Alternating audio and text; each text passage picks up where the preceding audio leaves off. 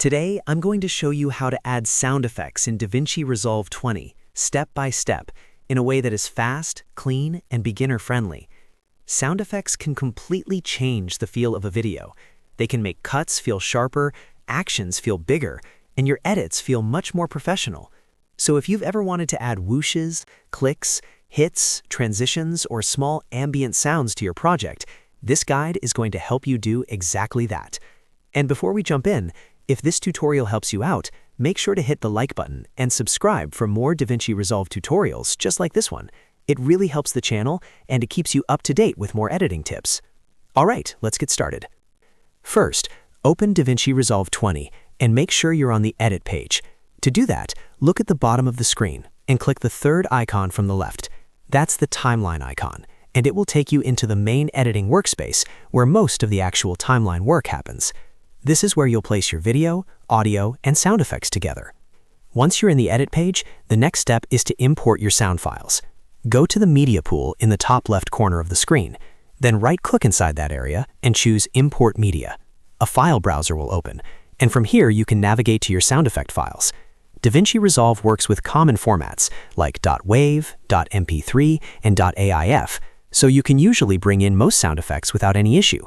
Select the files you want and click Open. Now your sound effects are available inside the Media pool, ready to be used in your timeline. Before placing anything, it's a really good idea to create a dedicated audio track for your sound effects. This keeps your project organized and makes editing much easier later on. To do that, go to the Track Header area on the left side of the timeline. Right-click there and choose Add Track. Then select either mono or stereo depending on the type of effect you're using. In most cases, stereo is a safe choice, but if you are working with a more focused sound or a specific channel-based effect, mono can also work well. The important thing is to keep your sound effects separate from music and dialogue, so you have more control over each layer. Now it's time to actually place the sound effect. Find the sound file in your media pool, then drag it down onto your new audio track.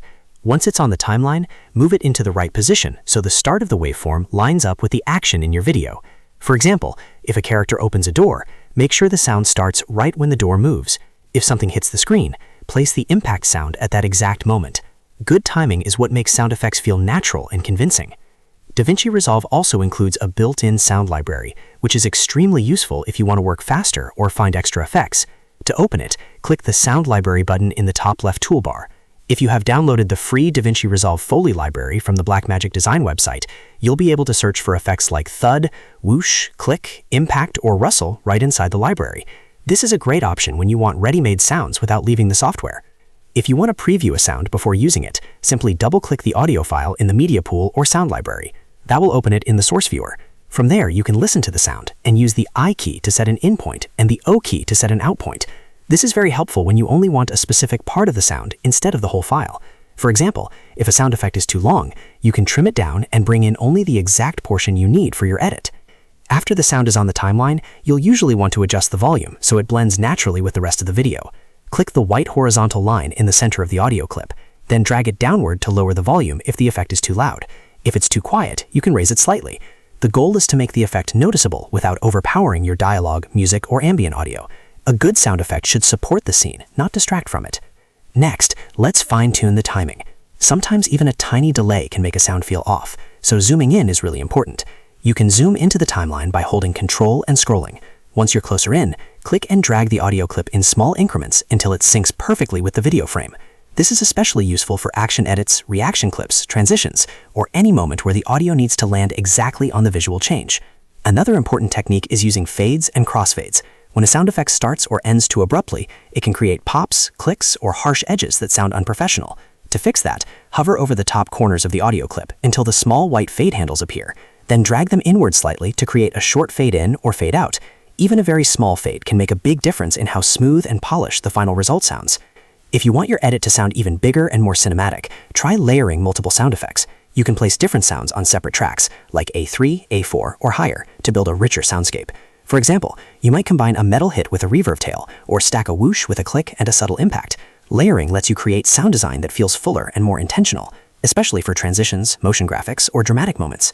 The more you practice, the easier it becomes to think about sound effects as part of the storytelling, not just decoration. A good edit often depends on the audio just as much as the visuals.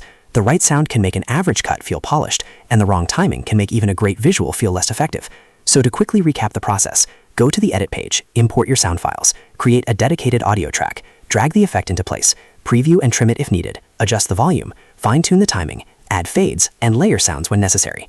Once you get comfortable with these steps, adding sound effects in DaVinci Resolve 20 becomes fast and simple. If this video helped you out, please hit the like button, subscribe for more DaVinci Resolve tutorials, and turn on notifications so you don't miss the next editing guide. Thanks for watching, and I'll see you in the next one.